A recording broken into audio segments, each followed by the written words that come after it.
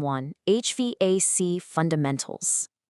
Let's run through the answers to your first batch of questions. So for question 1, when you're looking at a typical residential gas furnace, you're dealing with a range of approximately 50,000 BTUs to 150,000 BTUs per hour. For question 2, it's really no surprise that heating and cooling systems are the absolute biggest consumers of electricity and gas in most buildings. But what's really fascinating here is question 8. Why do we measure refrigeration capacity in tons? Well, it actually comes from the era of literal ice-based cooling. 1 ton of refrigeration equals 12,000 BTUs per hour, which is exactly the rate of heat removal required to melt a literal ton of ice over a 24-hour period. Wild, right? Finally, to answer question 9, just remember that for a building to be properly ventilated, air must be able to flow, circulate, and exchange properly. Now, what's really interesting to consider is how the physical location of the equipment actually dictates your job requirements. The core difference between residential and commercial HVAC is, simply put, who you're serving. Commercial serves larger buildings. We're talking offices, schools, massive warehouses. But residential HVAC serves people's actual homes. Because residential technicians are constantly entering private spaces and occupied houses, this specific line of work frequently requires strict background checks from employers or even customers. It's a critical professional boundary you really need to keep in mind. For questions 5, 6, and 7, let's quickly decode the industry acronyms you are definitely going to see on this exam. RSEs stands for the Refrigeration Service Engineers Society, which is an organization totally devoted to education and training. Then you have ACCA, the Air Conditioning Contractors of America, which represents the contractors themselves. But listen up, because this next part is a massive exam trap. You absolutely must know the legal difference between a code and a standard.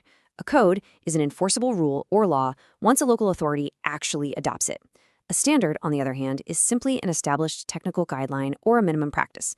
Simply put, codes carry legal weight, standards are just the industry's best practices. Moving right along to Section 2, Electrical Safety and Protection. Grasping these next concepts doesn't just help you pass exams, it literally saves lives out in the field. So I want to pose this incredibly vital question. How do technicians avoid deadly electrical shock? Well, the golden rule of HVAC electrical work is simply this. Do not become the path to ground. I'll say it again. Do not become the path to ground. You have to ensure equipment is properly grounded and that you're following every single safe electrical procedure, ensuring the current never ever finds its way through you. To answer questions 12 and 13, let's detail exactly how we prevent you from becoming that path. A ground wire from a 3-prong plug connects directly to the equipment grounding path to safely carry any fault current right into the earth. It's an emergency escape route for electricity. But what about when you're working in damp environments? Well, that's where the GFCI, the ground fault circuit interrupter, steps up. It's designed to protect you from shock by quickly interrupting power, the literal millisecond it detects current leaking from its intended path. Covering question 18, you'll commonly find these lifesavers in wet or damp locations. Think bathrooms, kitchens, crawl spaces, and outdoor areas. Now, if an exam question asks for the exact procedure for resetting a tripped circuit breaker, it sounds incredibly basic, I know, but precision really matters here. The exact procedure is to first move the breaker handle fully to the off position and only then switch it back to on. Why? Well, because a tripped handle often rests in this deceptive, mushy middle position. You have to completely disengage it before you can actually reset. Answering question 17, why do breakers trip in the first place? They open when they detect excessive current caused by an overload, a short circuit, or a ground fault. And this brings us right to question 14, which is a highly tested safety concept. What happens if you use a circuit breaker or fuse that's simply too large for the circuit? Look, the crucial point is that a protective device must be the weakest link in the circuit.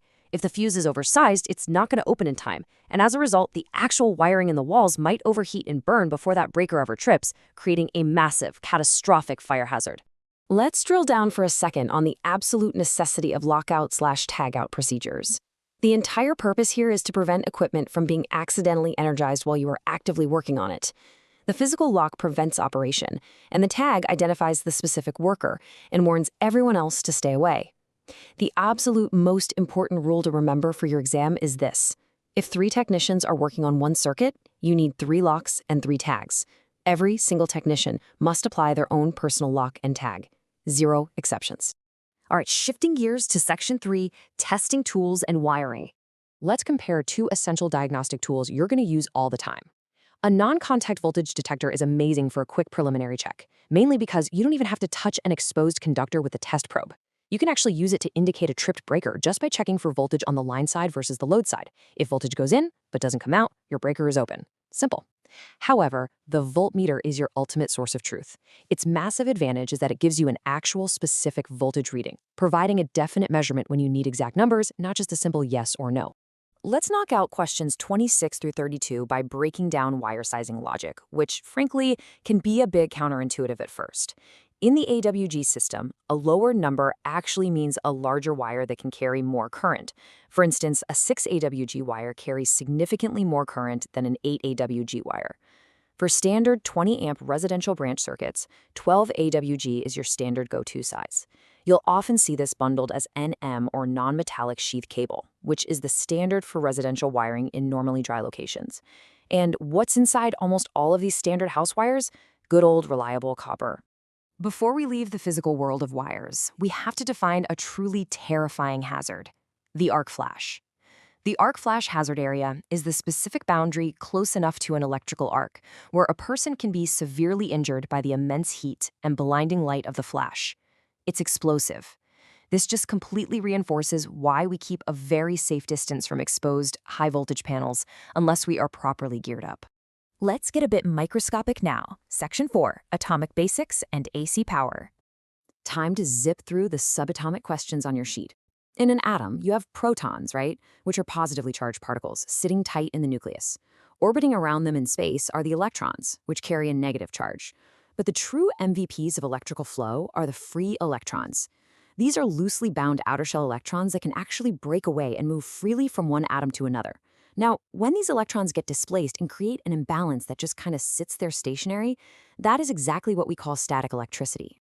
And this brilliantly illustrates the core electrical units you just have to memorize to understand how those free electrons actually do work for us. The electromotive force that pushes the electrons through a conductor, the electrical potential, is measured in volts. The actual physical flow rate of that electrical current is measured in amps, or amps. And when you combine that push and that flow together, you get total electrical power, which is measured in watts. Volts push the amps to give us watts. For questions 39 through 42, you need to know that most of what you'll work on in this field uses alternating current, or AC. AC is simply electrical current that regularly changes its direction. The frequency of those directional changes is measured in hertz, which just means cycles per second. You'll also need to know the term phase, which describes the number or timing relationship of those cyclic waveforms, like when you hear about single-phase or three-phase systems. And fighting against all of this beautiful flow is electrical resistance, which we measure in ohms. And finally, Section 5, Circuits, Materials, and Ohm's Law. Let's bring it all together. To have a working circuit, you need a holy trinity of requirements for electrical current to flow. Number 1, a power source. Number 2, a complete conductive path. And number 3, a load to actually consume the power.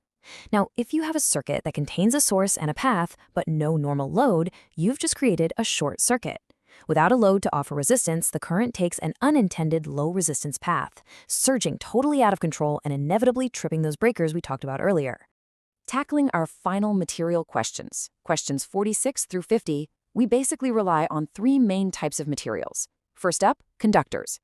These are substances with very little electrical resistance, allowing super easy flow.